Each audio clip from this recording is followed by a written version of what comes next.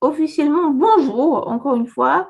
Et je vous signale au début que notre rencontre est enregistrée.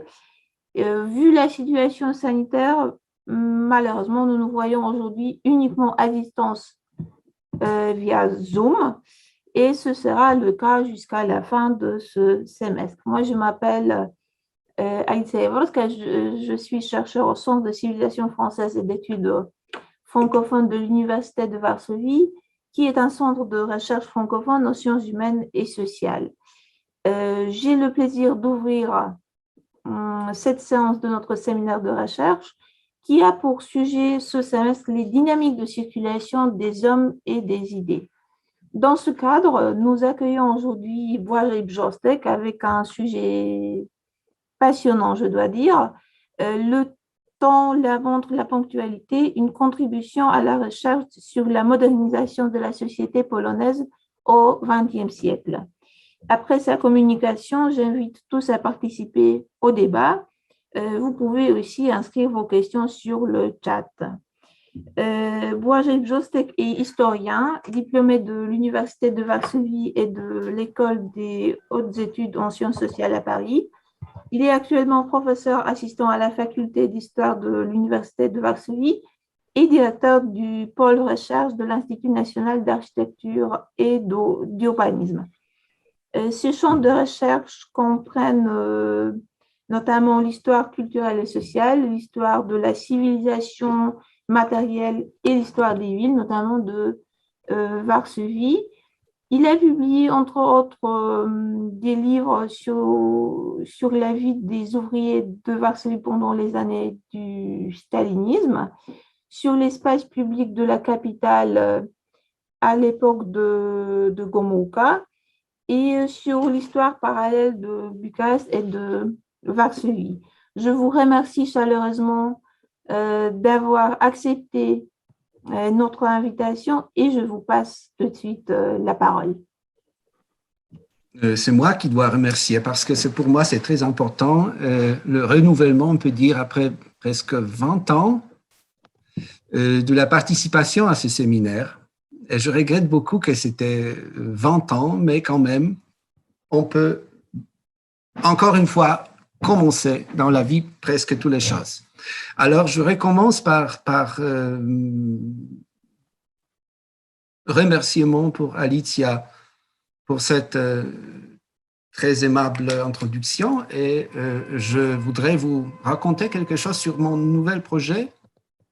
Le projet qui n'est pas, c'est pas un grant et c'est pas encore un livre et c'est pas encore même un article, mais c'est seulement les idées qui sont pour moi au moins assez particulières.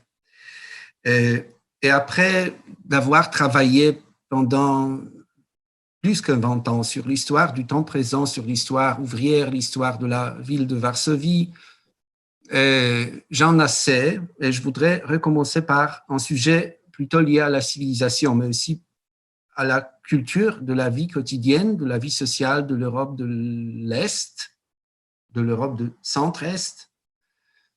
Et je trouvais le sujet particulier, c'est-à-dire la montre. Et pourquoi la montre? Je vais vous présenter dans un instant quelque chose, quelques images. Mais en général, la montre, c'est l'objet très particulier. C'est l'objet en même temps très social.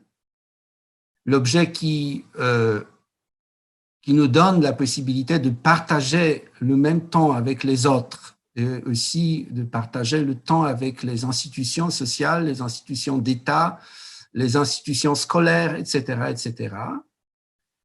Et en même temps, c'est l'objet tout à fait personnel, c'est-à-dire personnalisé, l'objet qui était plutôt fréquemment héritier, l'objet qui est touché par les émotions aussi, les émotions sociales et aussi les émotions particulières. Et donc, la montre, c'est le centre, on peut dire, imaginer ou penser le centre de plusieurs processus sociaux. Et donc, aujourd'hui, la montre, ce n'est pas la même chose qu'il y a 200 ans ou il y a 100 ans. Ces significations sont différentes. Je crois qu'a perdu pas mal de son importance à la vie quotidienne, mais en même temps a gagné de l'importance parce que c'est l'objet fréquemment très précieux. C'est l'objet du statut social. Il démontre le statut, il démontre aussi les possibilités, en particulier les possibilités masculines. Et donc, la montre, c'est aussi l'objet ancré dans l'histoire des genres, ce qui est visible, de mon avis, sur toute l'histoire du temps en général et en particulier l'histoire des montres. Et je vais vous présenter quelque chose en objet tout à fait, on peut dire, normal, passager, mais qui, quand même, par son existence, il veut peut-être veut nous démontrer quelque chose, c'est la montre, bien sûr. Et je dois maintenant, comment dire, share screen. Je vais ouvrir mes images et c'est la première, mais c'est pas visible, quoi. Qu'est-ce qu'on peut faire ici? Voilà.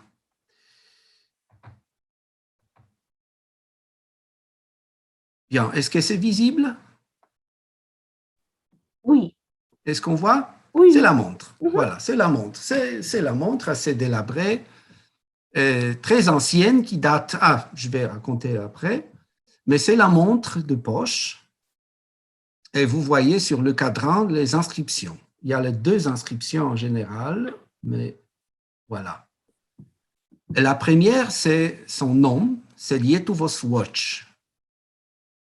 On a ici deux mots de deux langues. La première langue, c'est la langue lituanienne, parce que Lietuvos signifie simplement lituanien, et watch, c'est de la langue anglaise, c'est la montre, c'est-à-dire c'est la montre lituanienne. Il nous dit par son cadran que c'est lituanien, mais il y a une autre inscription, tout petite, Swiss made, c'est-à-dire c'est en vérité c'est la montre suisse. En même temps, Lietuvos est suisse. Et c'est le premier, on peut dire, la première histoire de cette montre. Et la deuxième s'impose sur son fond. Ici, on voit la boîte, comme dans les montres anciennes, composée de quelques parts. Et ici, on Oui, voit... désolée de vous interrompre, mais on ne voit Oui, pas les images. vraiment, mais qu'est-ce qu'on voit? On voit le fichier avec Le les... fichier? Le Oui, fichier tout entier, oui. oui, c'est ça. Et pas C'est les images. toujours... Oui, Encore une fois. Et maintenant, même chose? toujours le fichier.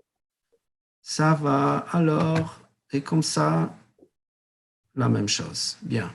Alors, Peut-être réessayer. il faut recommencer Oui. parce que c'est important, c'est quand même important. Important. Euh,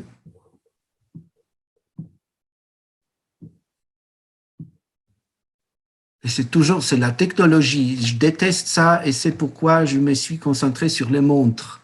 Mais les montres sont quand même plus sympas que les ordinateurs. Et c'est pourquoi je ne fais pas l'histoire des ordinateurs, mais des montres.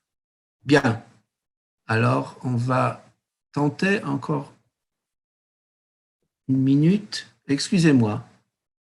Il n'y a pas de problème. Sinon, vous pouvez nous envoyer par email. Hein. Non, c'est ça aussi possible, mais j'ai perdu maintenant les images tout à fait. Et qu'est-ce qu'on voit maintenant? Rien. Si on voit votre écran, c'est-à-dire le fichier, mais avec un petit encadrement gris. Oui. Encore une fois, alors.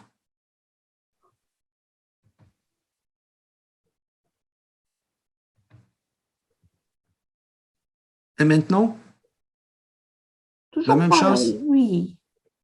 Essayez peut-être de partager tout votre écran. Oui, Ah, là, voilà. Est-ce qu'il y a? Oui, oui, voilà, c'est réglé. Voilà. Alors, la troisième inscription, il y avait les deux mélangés entre lituanien et anglais. La troisième est en français. Et c'est la description tout à fait typique pour les montres anciennes du 19e siècle, c'est-à-dire c'est encre de précision, etc., les médailles, etc. C'est très international et c'est évidemment très suisse.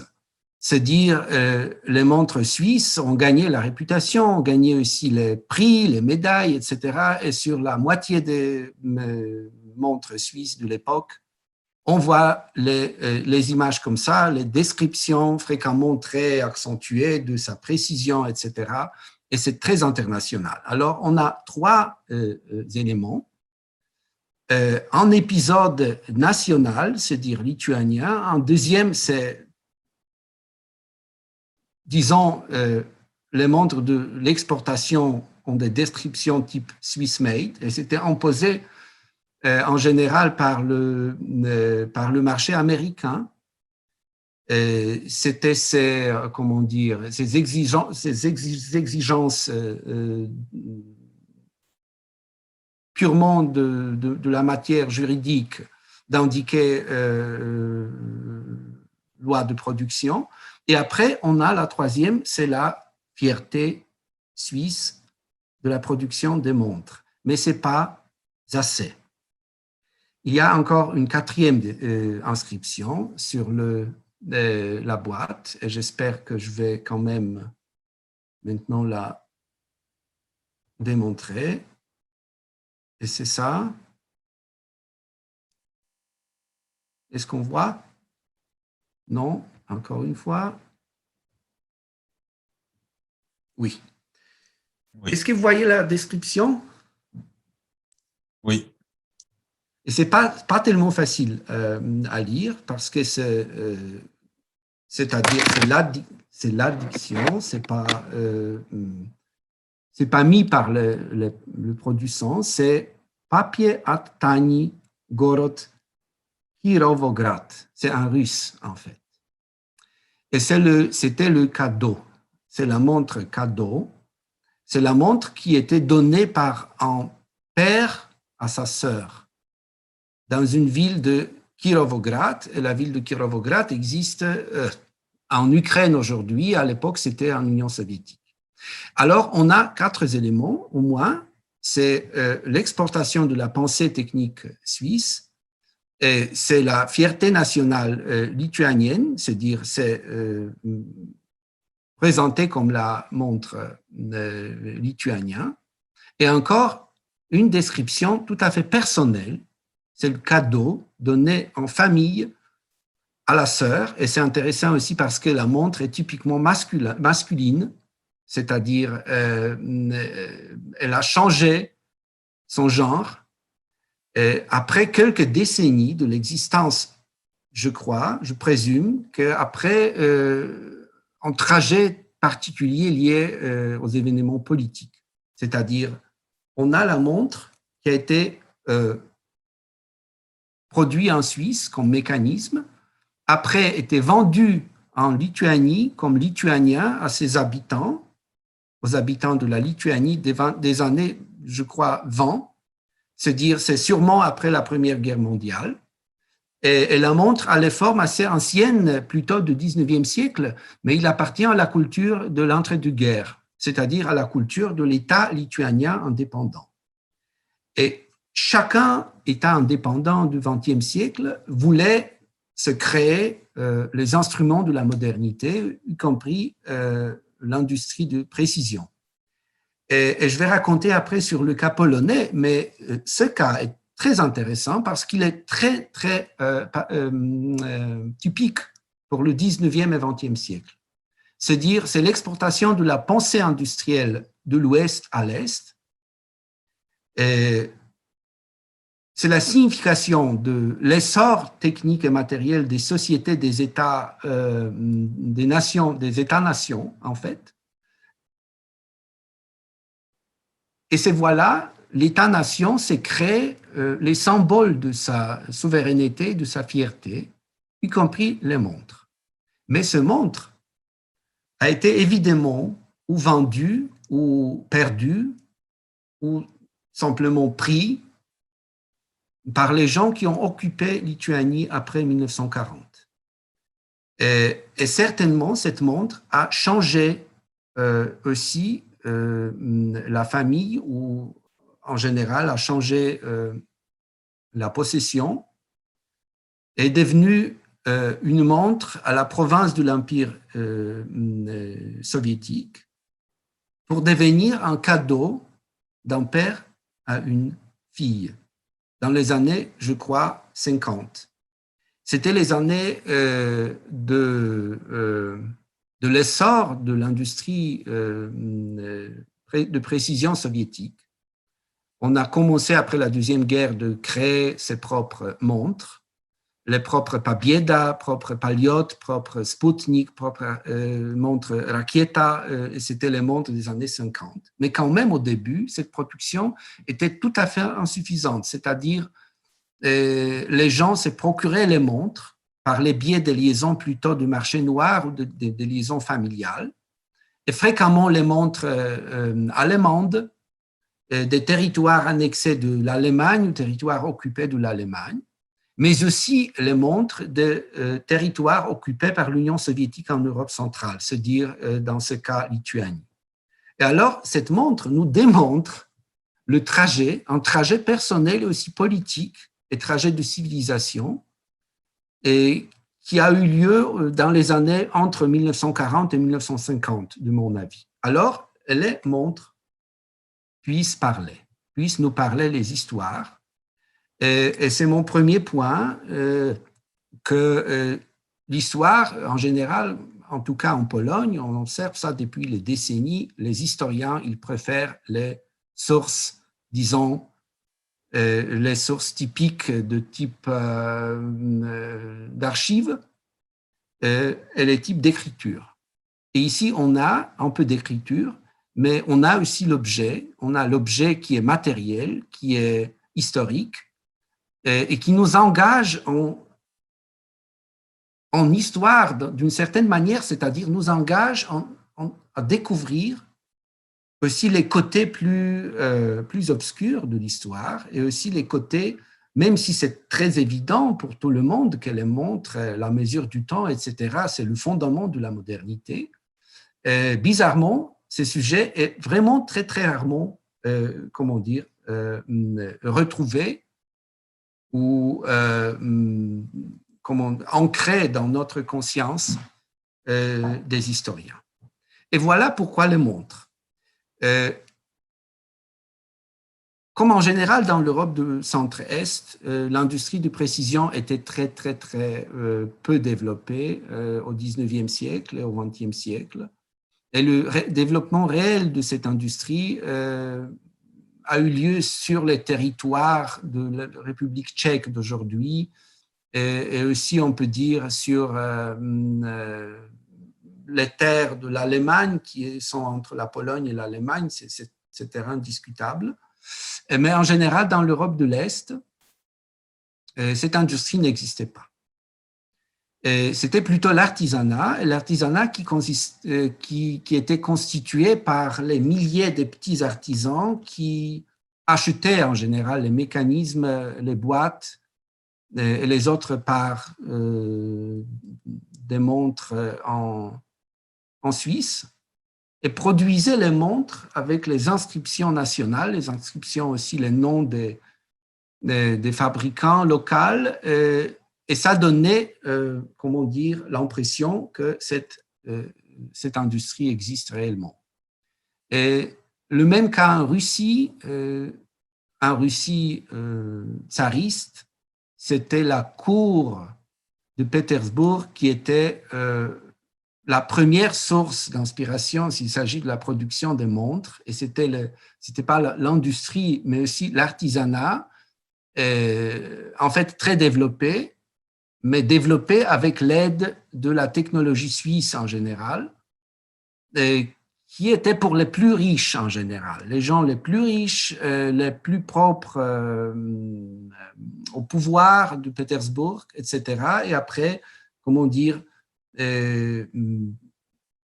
trouver les différents cercles sociaux qui imitaient la cour, et c'était la situation du 19e siècle.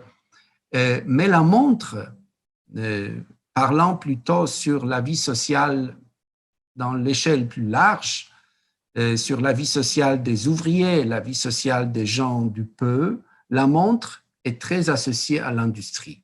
En général, c'est l'essor de l'industrie, c'est-à-dire l'essor des grandes villes, qui donnait la possibilité, ou même qui poussait les gens à se procurer des montres, et poussait plutôt les hommes que les femmes, et plutôt les gens employés que ceux qui voulaient, comment dire, faire son propre boulot et faisaient de l'artisanat. C'est l'industrie. Et l'industrie aussi crée les types de pensée, les types d'inspiration et de la culture, et qui est culture de ponctualité. Parce que la ponctualité, c'est la qualité qui est parmi les plus importants dans l'industrie. Ce qui signifie que c'est quand même, ce sont les inspirations de type très urbain, très citadin, et qui ont sur son cima, sur son, comment dire, son point le plus élevé, la figure d'un bourgeois. Et c'est le bourgeois qui, au 19e siècle, dicte, on peut dire, présente ses qualités, sa posture, sa figure, et aussi ses gestes, sa montre, comme la figure la plus recherchée, la plus dominante dans l'univers de la grande ville de l'Europe. Et pas nécessairement de l'Europe occidentale, mais aussi de l'Europe de l'Est, où ce sont les grandes villes qui développent l'artisanat des montres et l'importation des montres pour les masses sociales dans les villes. Et ça, c'est de l'histoire sociale, l'histoire de la civilisation urbaine, mais aussi l'histoire des imaginaires, des idées et des inspirations, et aussi des complexes, qui pour moi sont très importants dans ce début de mon trajet comme l'historien des montres. Mais alors, pour être plus précis, je voudrais vous raconter quelque chose sur l'industrie polonaise des montres au XXe siècle, qui est associée avec la période de la Pologne populaire, qui est associée avec le communisme comme système et à l'économie planifiée comme la réalité économique de la vie. Parce que pour la première fois dans l'histoire des terres polonaises, la vraie industrie des montres a été créée dans les années 50. En 1959, à Błonie, la petite ville tout près de Varsovie, la ville entourée par les terrains agricoles, la ville privée presque tout à fait de l'industrie avant, la ville considérée comme un faubourg éloigné de Varsovie. Et on a décidé, après 1956, et c'est la date très importante parce que dans l'histoire sociale et politique de la Pologne au XXe siècle, c'est une des dates cruciales, c'est-à-dire 1956, c'est la vraie fin du régime stalinien, c'est l'ouverture vers les nouvelles possibilités aussi de voyage, de contact avec l'Occident, c'est l'ouverture de la possibilité du secteur privé dans l'économie, c'est aussi l'arrêt, on peut dire, de la collectivisation des terres forcée avant. On a arrêté ça et dans cette ambiance, c'est aussi le changement très profond de la politique économique qui était avant concentrée sur l'industrie lourde et sur les besoins militaires, sur la coopération militaire avec l'Union soviétique, vers la politique plus, disons, molle, c'est-à-dire plus ouverte à des besoins sociaux.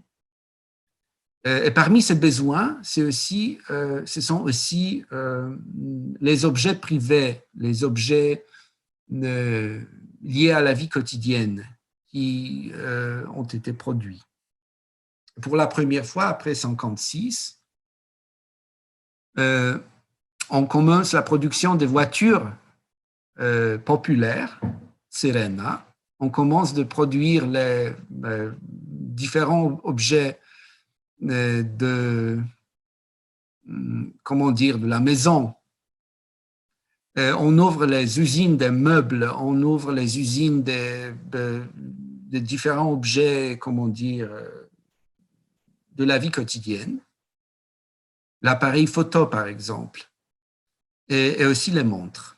Et la décision a été prise très haut, bien sûr, sur le sommet du parti, de produire plutôt les choses qui engagent les gens matériellement, parce que le danger de l'inflation était très grand, c'est-à-dire les gens, ils n'avaient à quoi dépenser de l'argent, et c'était la vérité, en particulier des grandes villes, liée avec la pénurie du marché et avec, aussi l'engagement des gens dans la construction de ses propres vies, on peut dire, séparément de la vie politique et la vie sociale, la petite stabilisation.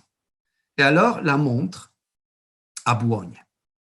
Le sujet est assez pertinent quand même parce que parmi les gens qui collectionnent les montres en Pologne, c'est à la mode de collectionner les montres Boulogne.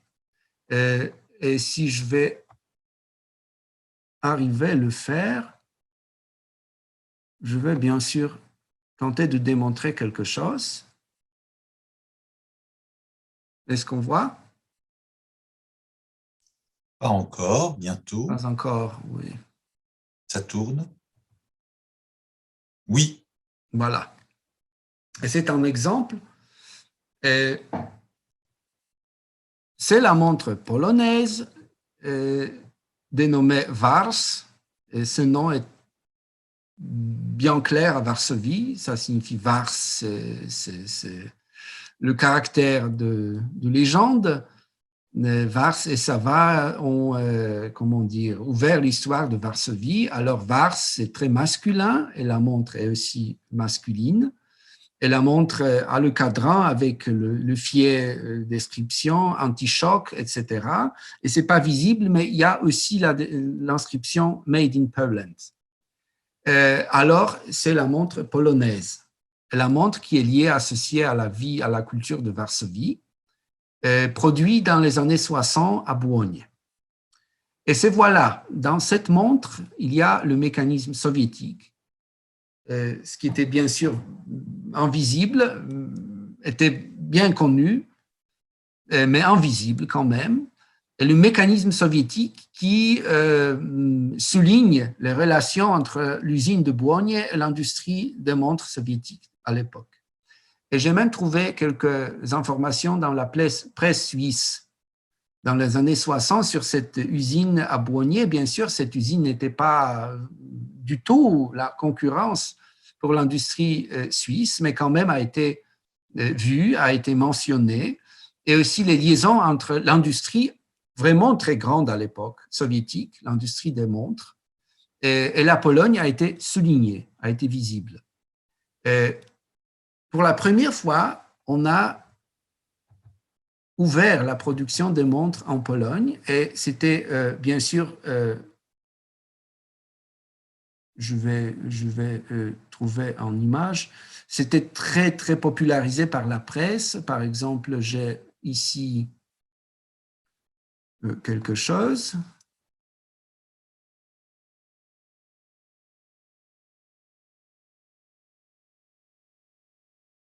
Est-ce que c'est visible? Pas? Oui. La concurrence pour les Suisses. Voilà, c'était présenté comme ça. Les ingénieurs, les techniciens, aussi les employés polonais sont capables à faire concurrence à l'industrie suisse. c'est la tendance de la propagande de l'époque. Et le polonais qui sait faire, ce sera de la propagande de l'époque Gierek, 70, mais déjà dans l'époque de Gomulka, dans les années 60, on a fait, comme on voit ici, de la propagande de ce type. Et encore, un phénomène très important pour la fabrication des montres, et y compris pour l'usine de Boulogne. Est-ce que vous voyez? Que les femmes. Que les femmes, et c'est très intéressant et très particulier pour le sujet, c'est-à-dire pas seulement les montres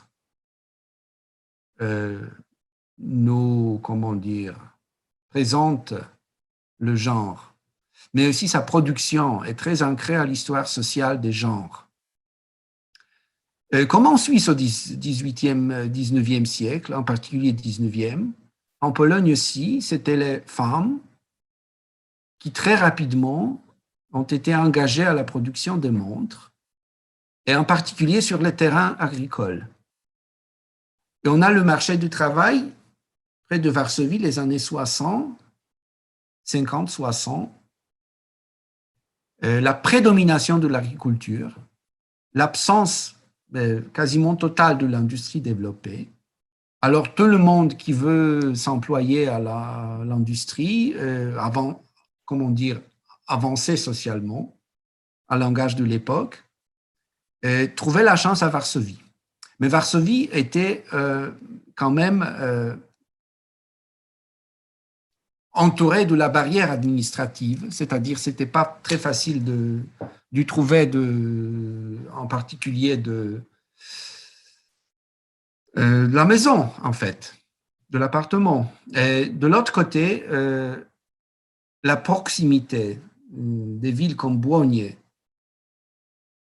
au marché agricole de tout près était le facteur très important, en particulier pour les femmes.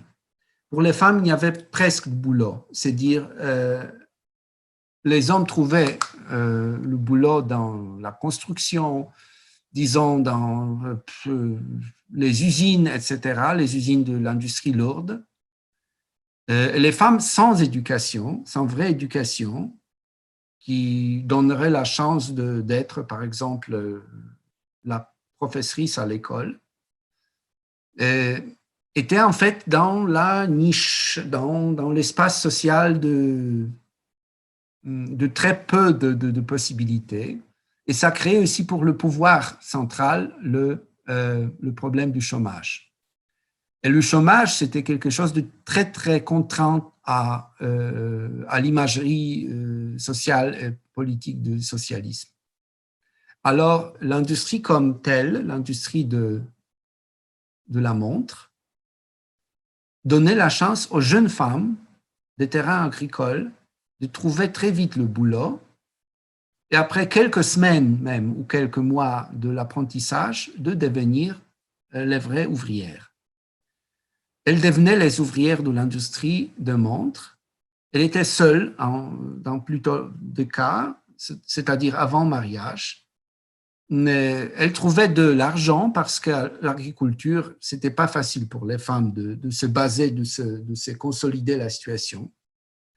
Et alors, l'usine de Boulogne, qui est très, très difficile, très, similaire aux usines suisses du 19e siècle, presque les mêmes photos de l'époque de la Suisse. Et bien sûr, les ingénieurs, les constructeurs, et aussi les cadres supérieurs que les hommes. J'ai lu déjà pas mal de documents d'archives sur Boulogne qui sont dans les archives de la ville de Varsovie, et c'est la grande collection. Il y a là-bas les descriptions des discussions du comité du parti, de la direction de l'usine, aussi des différentes réunions d'ouvriers, où on voit les problèmes de cette usine. Le premier problème, c'était l'apprentissage. Après l'apprentissage, pas mal de gens disparaissent tout à fait. Et il fallait commencer de trouver les nouveaux cadres. Et c'était perpétuel, c'était sans cesse comme ça. Et c'était dénommé à l'époque, comment dire, je ne connais pas en français ces mots, mais que l'engagement est très passager, que le marché du travail est extrêmement flou, et que la direction a toujours les problèmes avec le nombre en particulier, le nombre des employés, et avec l'exécution de plans. Et le plan, c'est la première nécessité dans l'économie de plan. Et le dépassement du plan, c'est l'engagement politique de l'usine. Et dans la situation du manque perpétuel des gens, des ouvriers, l'usine, simplement, politiquement, perd toujours. On retrouve ça dans les descriptions des différentes réunions, qu'on a le sentiment d'être quelque part perdu, qu'on est comme maltraité par le pouvoir central, qu'on est toujours demandé pourquoi est-ce que ça ne marche tellement bien que ça puisse marcher, ça pourrait marcher. Mais alors, pourquoi? La première chose, c'est l'exportation. Et c'était le mot d'ordre du régime de Gomulka, il faut produire pour exporter. Aussi, il y a le marché local polonais qui est quand même assez limité et qui est couvert aussi de la fabrication russe, soviétique. On ne peut pas la stopper. De l'autre côté, on a les marchés différents extérieurs qui pourraient être très attractifs pour la Pologne comme la productrice de précision. Et c'était en fait quelque chose de très, très moderne et très novateur, et qu'on doit dépasser les frontières avec ces produits et qu'on va couvrir les marchés de la production polonaise et aussi se battre pour, comment dire, les espaces commerciaux internationaux. Et pour la Pologne, bien sûr, ce n'était pas très facile de, comment dire, détruire la production suisse et d'exporter les montres Vars en Suisse. Ce n'était pas le cas. Ni la France, ni l'Allemagne de l'Est, ni de l'Ouest, ni la République tchèque qui produisait ses propres montres, ni l'Union soviétique, bien sûr, qui produisait aussi pas mal de montres. Et alors, où ça? Et c'était les espaces postcoloniaux. Et c'est la troisième dimension qui est pour moi extrêmement fascinante dans ce projet, dans ce croquis de projet, et c'est dire comment les montres pouvaient devenir un outil de l'expansion sur les territoires postcoloniaux, c'est-à-dire les territoires de l'Afrique du Nord, les territoires de l'Asie, et comment est-ce que l'industrie polonaise de précision pouvait passer là-bas pour l'industrie développée de l'Europe.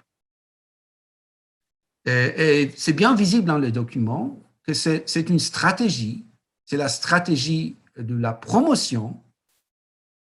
Et effectivement, ce mot a été utilisé à l'époque, de promotion de l'industrie polonaise dans les espaces de tiers-monde, en fait, mais pas seulement.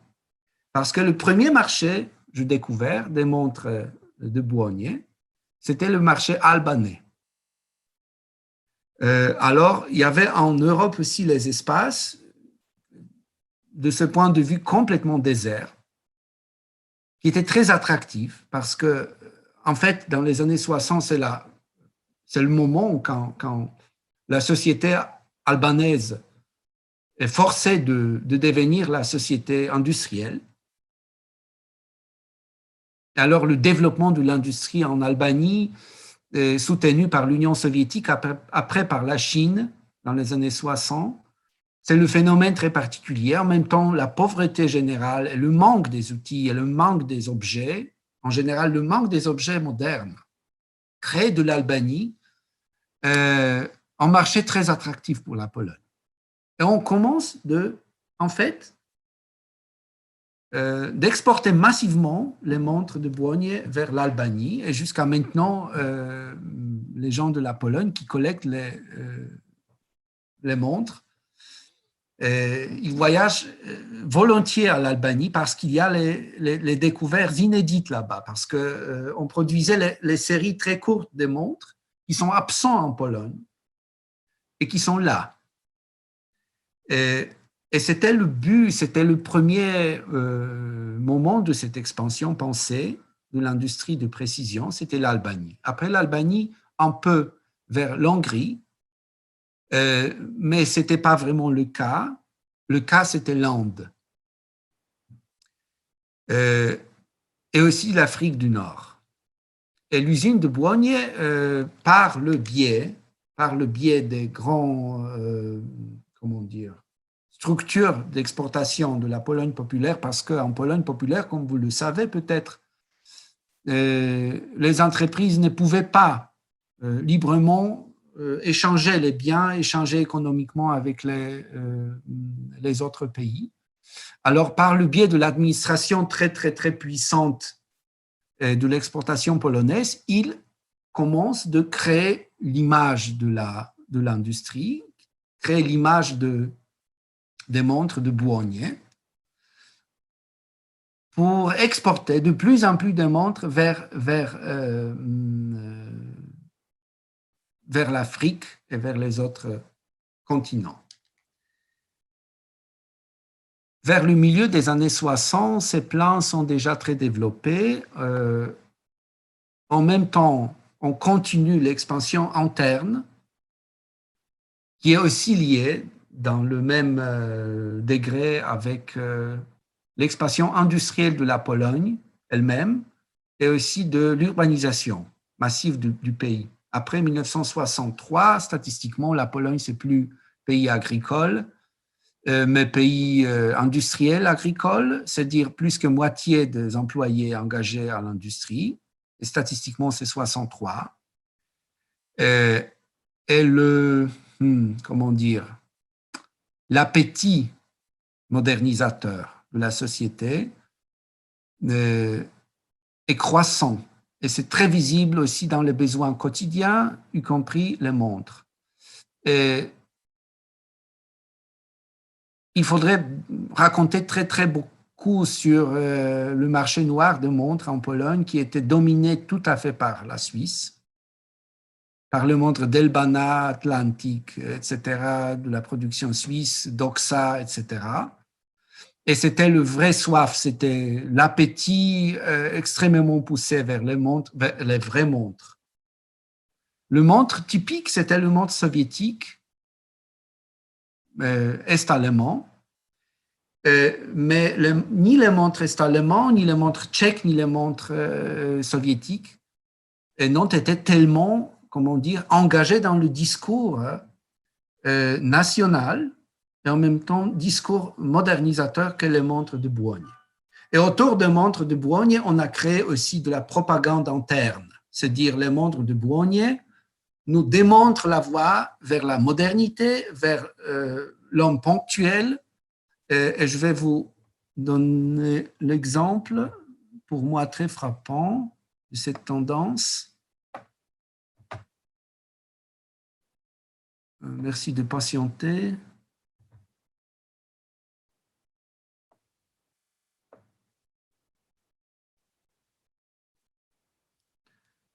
Et c'est la représentation sociale des montres de Błonie. Zodiac et Ducat, dans ce cas, les deux noms des montres. Et c'est l'école, c'est l'imagerie des élèves.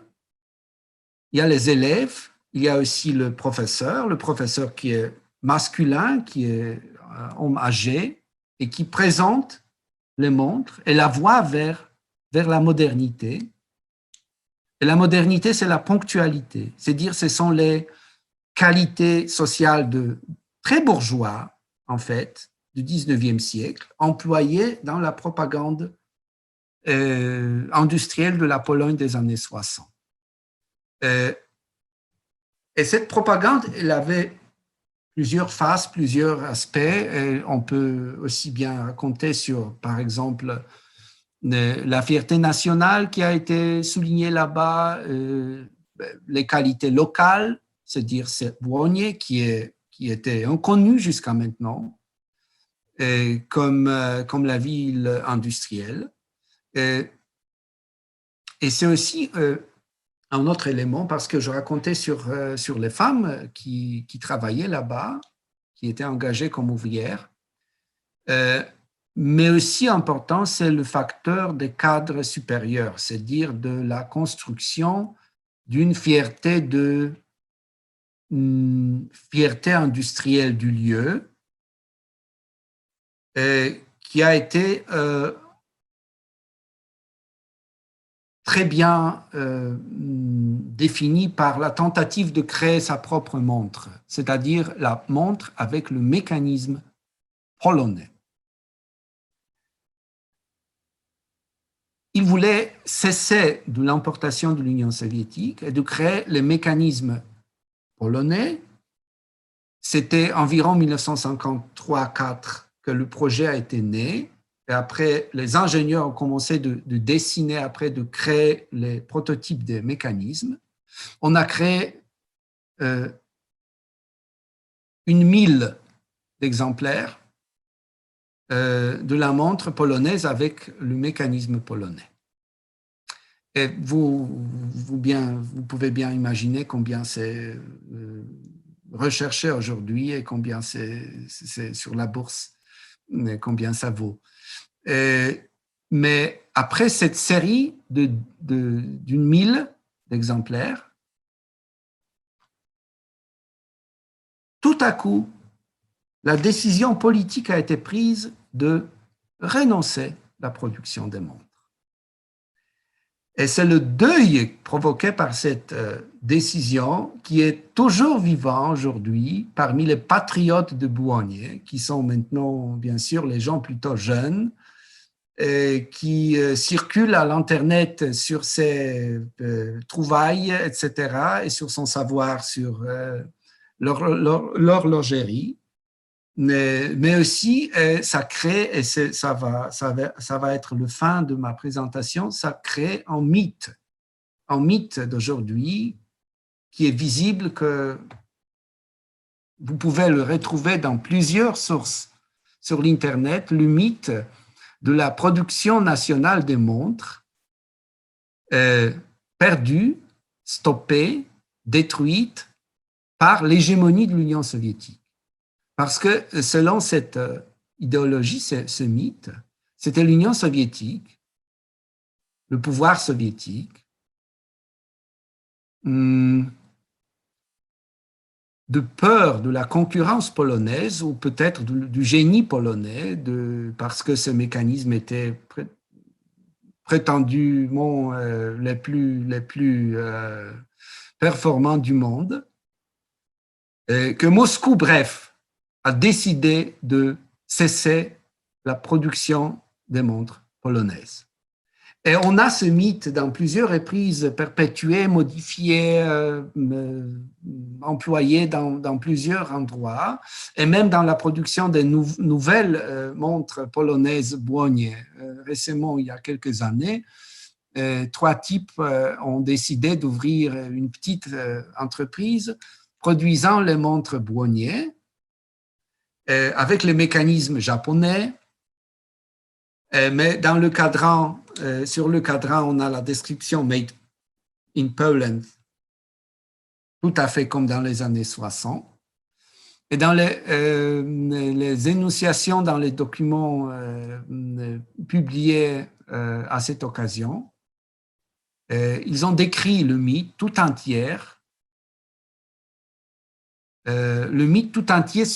sur cette polonité engagée, sur le génie technique polonais des années 60, perdu dans les circonstances politiques extrêmement défavorables. Mais si on regarde le document, on voit le processus de l'abandon, en fait, l'idée de la production des montres en Pologne, qui mène bien sûr vers le ministère le plus engagé, le ministère de l'Industrie lourde. Lourde quand même. C'est bizarre, mais l'industrie lourde, le ministère de l'Industrie lourde, organisait la production des montres. Mais en tout cas, on voit l'observation très lucide du marché international des montres. Et les spécialistes du ministère, dans ces documents des années 68-69,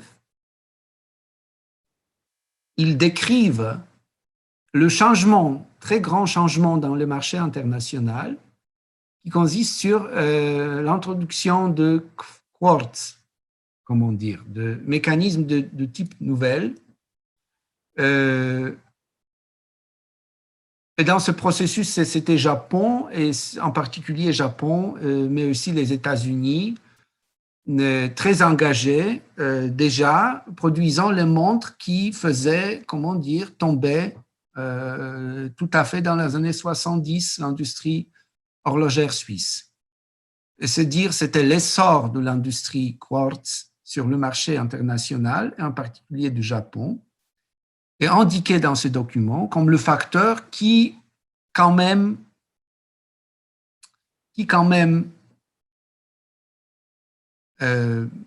impose la solution de finir avec la production locale de montres en Pologne comme totalement inutile. Et on a stoppé en fait cette production assez brusquement en 1969 et on a commencé une production nouvelle à Boulogne, la production des imprimantes pour les ordinateurs. Sous la licence, il me semble, anglaise. Mais alors, c'était comme à l'économie totalement planifiée, c'était le but de moderniser l'industrie polonaise par l'imprimante et plus par les montres. Les montres, c'est du 19e siècle. Et les imprimantes, c'est de notre siècle, quoi. Et alors, si on compare le mythe et on compare les documents, on voit la lucidité plutôt du pouvoir d'un côté, et on voit d'autre côté la puissance de l'imaginerie nationale, étatique et modernisatrice dont la montre personnelle est l'objet et le symbole. Je vous remercie.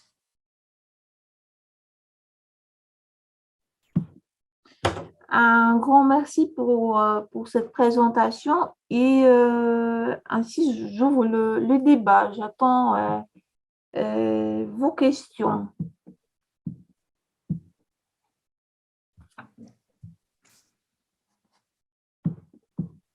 Oui. S'il n'y a pas de questions, moi j'aurais peut-être une petite question. Oui. En attendant que les autres se lancent. Enfin, j'ai plein de questions qui me viennent à l'esprit, donc je ne sais même plus par quoi commencer, parce que c'est vraiment très intéressant. Et c'est une étude des montres, mais en fait qui ouvre beaucoup d'autres sujets. Évidemment, un des sujets très clairs, c'est celui de la modernisation. Et donc, je vais poser quelques questions un peu naïves là-dessus, si je peux me permettre d'être naïf.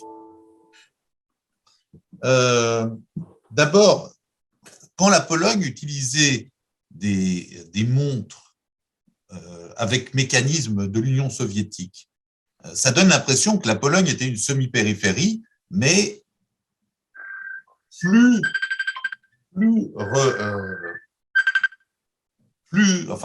moins avancée que l'Union soviétique. Est-ce que c'est un exemple représentatif ou c'est juste une illusion, c'est juste une spécificité de cet élément du marché? De la même manière, si j'ai bien compris, la modernisation est cachée. Je suis désolé, j'ai quelqu'un qui m'appelle en masse. Si j'ai bien compris, la modernisation n'est pas seulement liée à la production, mais à la volonté d'apprendre aux gens d'arriver à l'heure. Et moi, j'ai vécu plusieurs années en République tchèque et j'ai été marqué par le fait que dans tous les tramways, il y avait une montre. À tous les arrêts de tram, il y a une horloge. les trams arrivent plus à l'heure encore qu'en Allemagne, même quand il y a des embouteillages. Et je me souviens de mon enfance dans les années 80 que personne ne pouvait arriver plus en retard que les amis polonais. Et donc, je voulais savoir.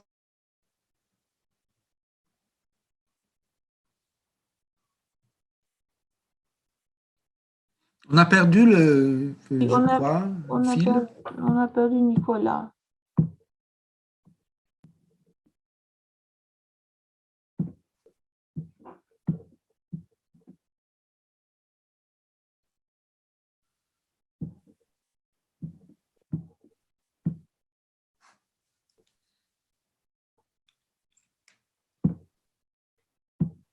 Eh bien, je ne voudrais pas répondre maintenant parce que Oui. ce n'est pas fini et on va patienter, quoi. Oui, c'est ça. Sinon, j'aurais quelques questions plutôt précises S'il vous plaît, oui. sur l'usine de Brogne, parce que ça m'intéresse beaucoup. J'y connais rien, mais voilà. Est-ce que l'usine produisait aussi des montres pour les femmes? Non, C'est une, voilà, c'est ce que, non. On produisait deux types. Un type pour les hommes et un autre type pour les jeunes gens en général, mais plutôt hommes młodzieżowy, c'est-à-dire teenager watch, un peu plus petit, mais complètement pas les montres féminines. Et c'est très intéressant. Je ne trouvais pas, je trouvais aucune source qui ouais, donnerait l'explication. ouais, c'est encore une petite contribution à cette histoire sociale des genres, n'est-ce pas? Et voilà, vous avez montré la photo de l'usine avec les femmes et la photo de propagande tirée d'un journal avec les hommes uniquement, bien sûr, les ingénieurs et non les femmes qui. Voilà, C'est voilà. aussi. Je suis revenu, je suis désolé. Oui. Ça a coupé. Enfin bon, vous avez déjà j'ai eu les premières parties de mes questions. Je ne sais pas s'il y a déjà eu les réponses. Non. Non. Voilà. Donc, mais je me posais la question dans quelle mesure ce projet de modernisation a marché. Et j'ai une troisième question qui est encore plus naïve. C'est est-ce que faire des imprimantes sous licence anglaise est un progrès ou pas? Ou c'est un progrès illusoire? Voilà. Je vous remercie. Au début, je trouve que il faut souligner que l'industrie soviétique des montres a été bâtie sur le matériel allemand qui a été simplement confisqué vers 1945 par l'armée soviétique. Et dans cette conquête, l'Union soviétique, effectivement, a bâti les fondements de plusieurs industries, en particulier des industries avancées. Je peux mentionner l'industrie photo, en employant pas seulement le matériel, pas seulement les outils, les mécanismes, etc., mais aussi les gens qui ont été employés par force, les spécialistes allemands. Et c'est pourquoi la domination soviétique sur l'Europe de centre-est était effectivement, dans matière technologique, très visible dans les années 60, 50 et 60. Et le problème des soviétiques était qu'il était assez peu, comment dire, assez peu engagé en modernisation de ces mécanismes. C'est-à-dire, ils produisaient toujours de la même manière, en changeant plutôt les formes des boîtes, les cadrans, etc. Et dans les années 70, déjà, l'industrie soviétique n'était pas concurrentielle dans le marché international. Mais elle était massive quand même. Et cette massivité, si on peut dire comme ça, de l'industrie, de la production soviétique était le but quand même parce que c'était bon marché, en fait. Sur les marchés internationaux, aussi dans l'Europe de l'Ouest, les montres soviétiques étaient recherchées comme très bon marché.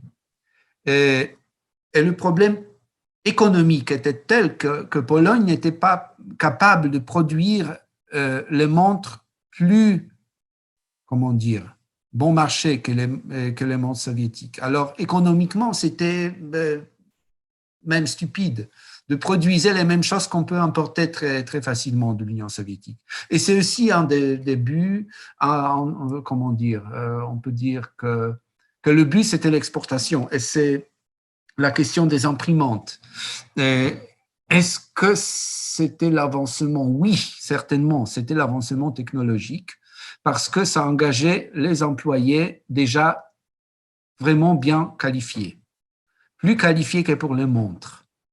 Et c'est pourquoi aussi dans l'usine des imprimantes, c'était les hommes qui dominaient, qui prédominaient, pas les femmes.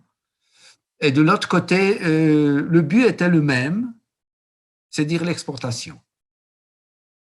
La technologie anglaise était tellement, comment dire, performante à l'époque que l'exportation de bons marchés imprimantes beaucoup plus accessibles que les imprimantes anglaises vers, par exemple, je sais pas, la Roumanie ou l'Asie était possible pour l'industrie polonaise pour avoir des devises. Les devises, c'était le plus important élément de ces transactions, d'avoir les devises ou d'avoir aussi les produits d'échange.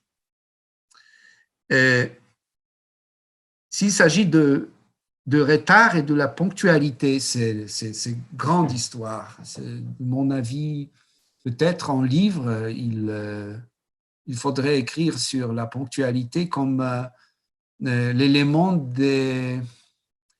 associé au clivage de sud-nord et de l'est-ouest.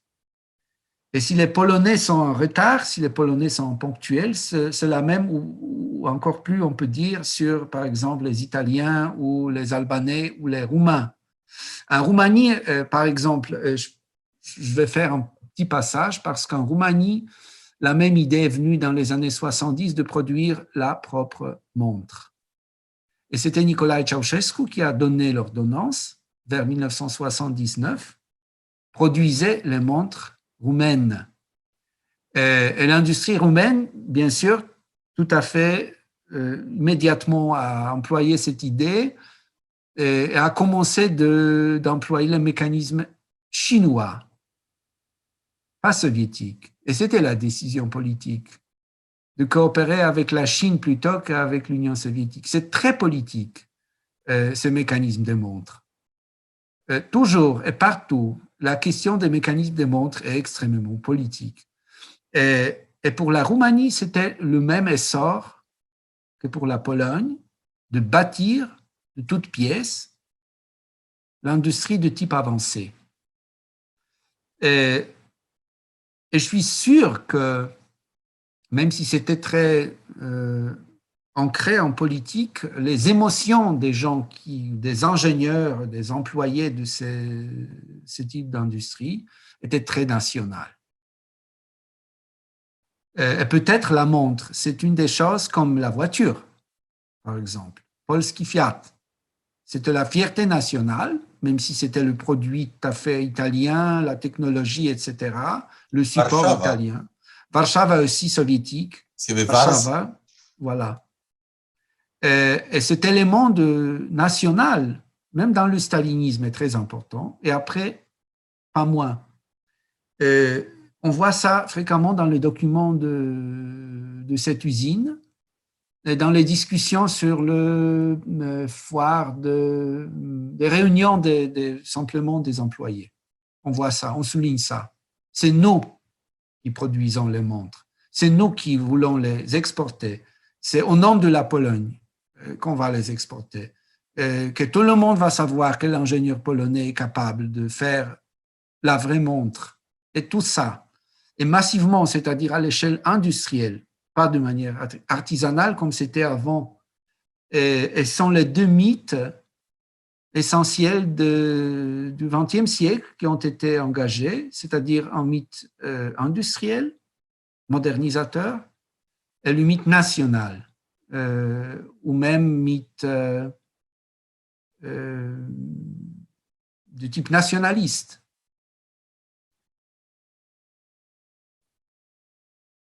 Merci. Merci. Est-ce qu'il y a d'autres questions, peut-être?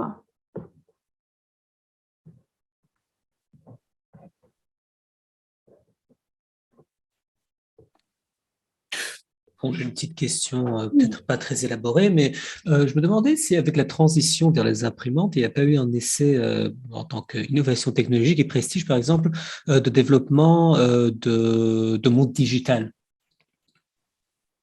Et après, le statut ou plutôt l'impact culturel, la montre digitale a-t-elle eu un impact culturel ou une signification culturelle similaire à la montre classique analogique?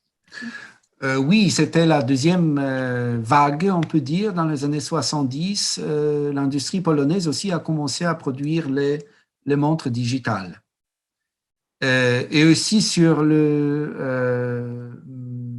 la base de mécanismes soviétiques.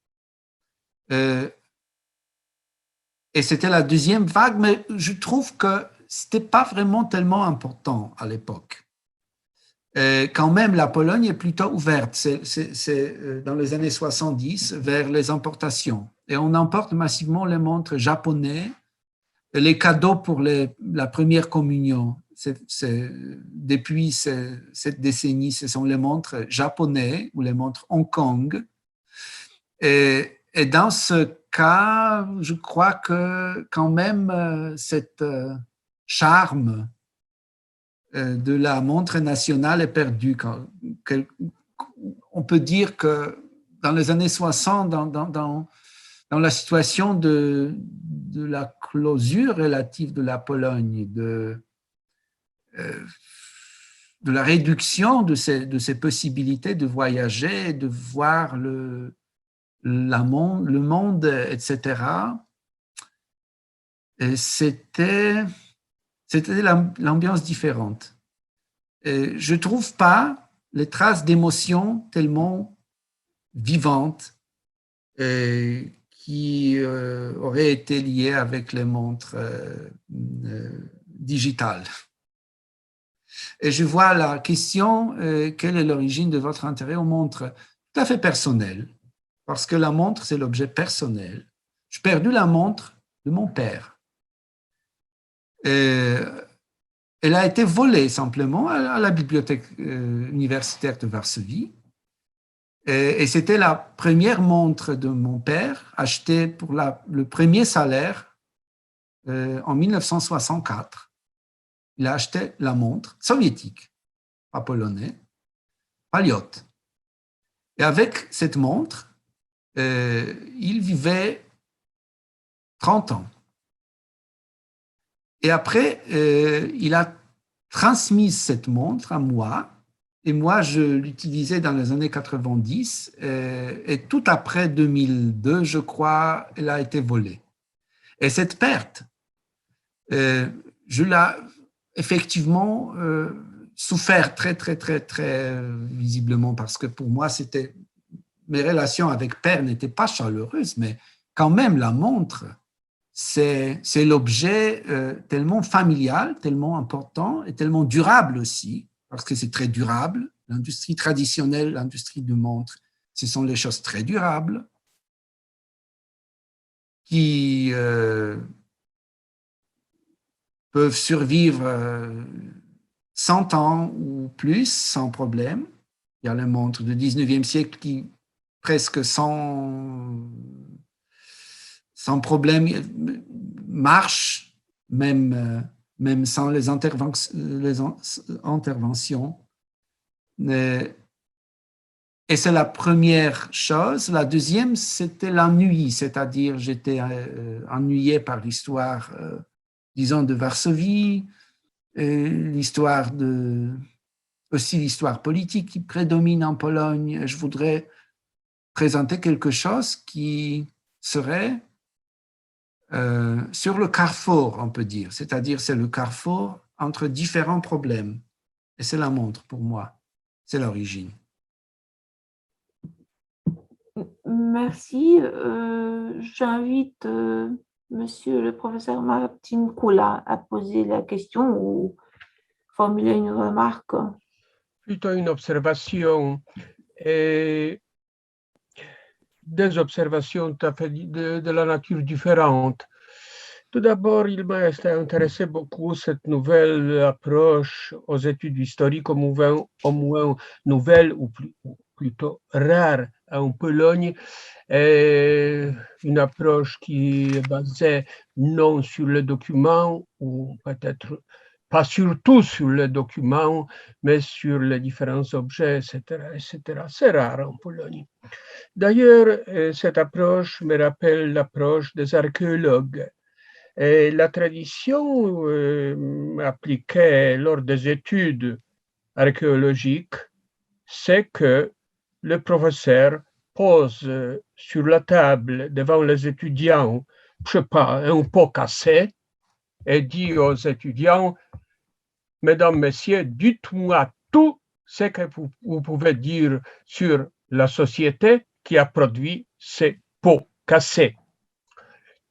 Et si vous pouvez, dites aussi pourquoi il a cassé. Alors, Błażej, ou M. Brzostek, a choisi pas un pot cassé, mais une montre, mais au fond, c'est à peu près la même approche, la même technique, très intéressante et très, comment dirais-je, cette technique développe nos qualités, disons, intellectuelles, parfois plus que la lecture de documents. Autre observation, il m'a intéressé beaucoup le rôle souligné du tiers-monde pour les Polonais à l'époque communiste. Cet rôle n'est pas apprécié maintenant puisqu'on n'aime pas trop le tiers-monde, la tradition de notre collaboration avec le tiers-monde. Tout le monde est persuadé que nous avons payé, je ne sais pas, des sommes immenses au tiers-monde, au pays du tiers-monde, mais ces produits, évidemment, que nous avons exportés vers le pays du tiers-monde ne trouvaient nulle part la place. Bon, parfois, dans certains pays communistes, nous avons pu exporter certaines choses vers les autres pays communistes. C'est aussi un fait, mais le tiers-monde était important de ce point de vue. Mais aussi,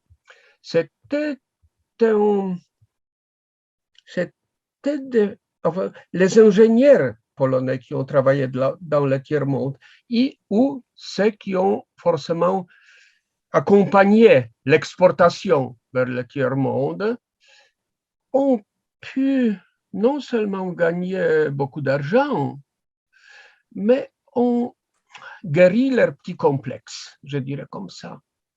Là, ils ont été les gens venus d'un pays développé. Là, ils savaient parfois plus que les ingénieurs sur place, qui travaillaient sur place, locaux. J'ai observé comment ça fonctionnait. Bon, c'était un pays socialiste à l'époque, mais un pays du tiers-monde. Comment ça fonctionnait à Cuba? Tous les produits polonais assez mauvais, là, ont été recherchés. En plus, tous ces ingénieurs, c'était des véritables spécialistes là à Cuba, puisque les ingénieurs américains ou les ingénieurs cubains liés aux entreprises américaines sont partis. Alors, les Polonais ont pu prendre leur place, les Polonais et les autres, évidemment, ingénieurs des autres pays socialistes. Ensuite, ces ingénieurs ont eu un certain savoir socialiste spécifique. Quand un ingénieur français ou anglais ou n'importe quel allemand arrivait à Cuba, même espagnol, quand il n'avait pas une pièce de rechange pour une machine, il croisait les mains, il disait « Importez-moi cette pièce de rechange ». C'est que le Cuba ne pouvait pas faire, ne pouvait pas approcher.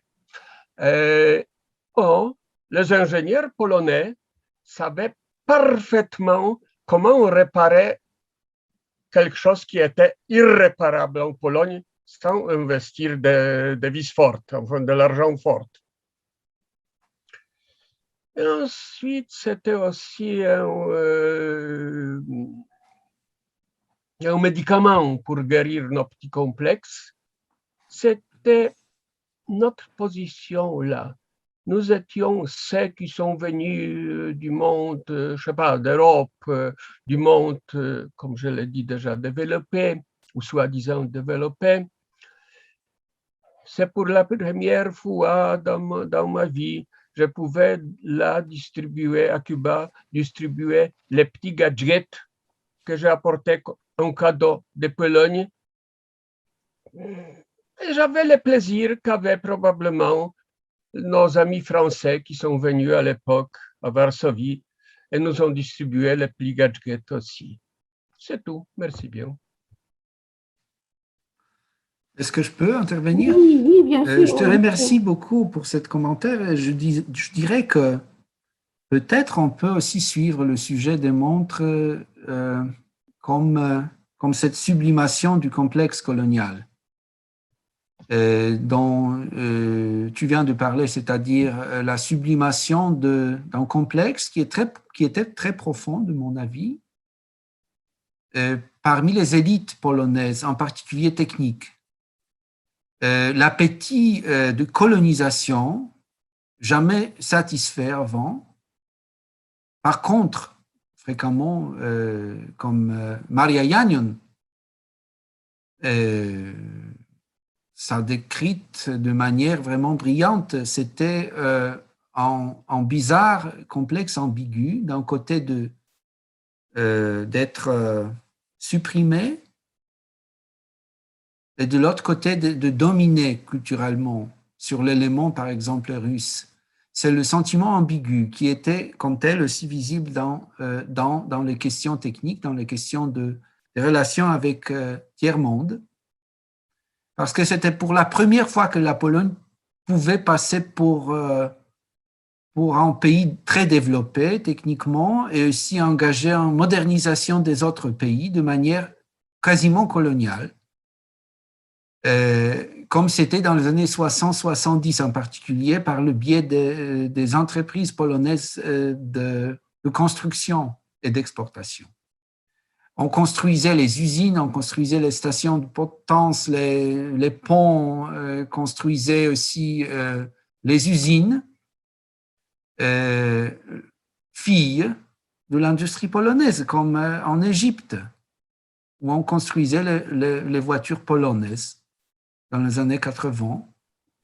Et Polonais, c'était le taxi le plus typique de ce pays dans les années 90 et même jusqu'à ces années-là. Tu permets, les petits Fiat polonais, mały Fiat, s'appelaient à cette époque-là à Cuba Polakinio, les petits polonais. Voilà. Et c'est le même chemin, je crois, de l'industrie italienne par le biais du développement de l'industrie de la Pologne vers cette imagerie à Cuba, par exemple. Et ce sont les chemins fascinants, de mon avis. Et on peut en raconter beaucoup d'histoires sur les montres, parce qu'en fait, le développement de l'industrie de montres en Europe et dans le monde au 19e siècle, au 20e siècle, est très, très similaire. Ce n'est pas la particularité ni de la Pologne, ni du bloc soviétique, ni même de l'Europe de l'Est, mais ce sont plutôt les lignes de développement de certains concepts de civilisation et en parallèle des concepts culturels, par exemple de ponctualité, d'être homme solide, par exemple, d'être un vrai employé, un vrai ouvrier, d'être un vrai mec, quoi, c'est aussi de la montre. Et le cadran qui est très, très massif aujourd'hui signifie qu'un mec est vraiment robuste, et solide et de bonne qualité. Et à l'époque, c'était la même chose. Et encore une chose, après tout ça, sur les pièces détachées, c'était toujours le problème de l'industrie socialiste. Il manquait de pièces détachées. et aussi la réparation, la production et le marché des montres. C'est aussi l'histoire du marché noir des pièces détachées, l'histoire du marché noir des montres suisses, l'histoire d'informel, l'histoire des relations privées et informelles parmi les gens qui se procurent des montres, par exemple, pour en donner une, par exemple, à la première communion à sa sœur ou à son fils, quoi. Et les montres deviennent aussi l'outil, même à l'école polonaise de l'époque, l'outil de distinction sociale. Sont ceux qui ont les montres soviétiques et sont ceux qui ont les montres suisses. Et après, sont ceux qui ont les montres mécaniques, et c'était mon cas dans les années 80, et sont ceux qui ont les montres digitales. Et bien sûr, cette deuxième catégorie, ce sont les vrais performeurs. Et nous, les mécaniques, on est quand même quelque part déjà dans le passé. On est dépassé. C'est très important pour moi, cette notion d'être dépassé et de dépasser les autres avec les objets, avec la production, avec les images. Et c'est aussi la montre. Oui, merci. Et par exemple, aujourd'hui, la montre change de signification de nouveau. Enfin, depuis quelques années, c'est, je dirais, moins la ponctualité parce qu'on regarde l'heure sur nos portables et en fait partout, mais on a des objets personnels différents pour regarder l'heure. Donc, voilà, la montre change de nouveau de signification avec la nouvelle technologie. C'est, à mon avis, c'est davantage le statut social, etc. Donc, ce serait intéressant de continuer de retracer cette imaginerie. Voilà, le montre mécanique aujourd'hui, c'est de luxe. Ah, voilà. La montre mécanique suisse, c'est du luxe. Et on a photographié les dirigeants russes il y a quelques années, leurs montres. Et ils n'ont que les montres de la première catégorie suisse qui sont achetées pour des milliers, des dizaines de milliers ou même centaines de milliers d'euros. Mais c'est la distinction sociale, d'être riche, d'être homme de pouvoir, d'être puissant et d'avoir une montre mécanique suisse récente. C'est très particulier de mon avis. Oui. Le temps finit, malheureusement. J'aurais encore plusieurs questions, mais c'est pour une autre occasion peut-être. Donc, je vous remercie encore une fois pour votre intervention très riche. C'est moi qui dois remercier. Je voudrais souligner que c'était le croquis en sorte d'introduction. Ce n'était pas systématique, c'était plutôt pensé pour en commencer quelque chose de plus solide. Oui, mais ça nous, comme Nicolas a dit, ça nous ouvre des portes aussi. Et voilà, un grand merci aussi à tout le public pour la participation. Et nous nous voyons pour notre prochain séminaire dans 2 semaines, le 15 décembre.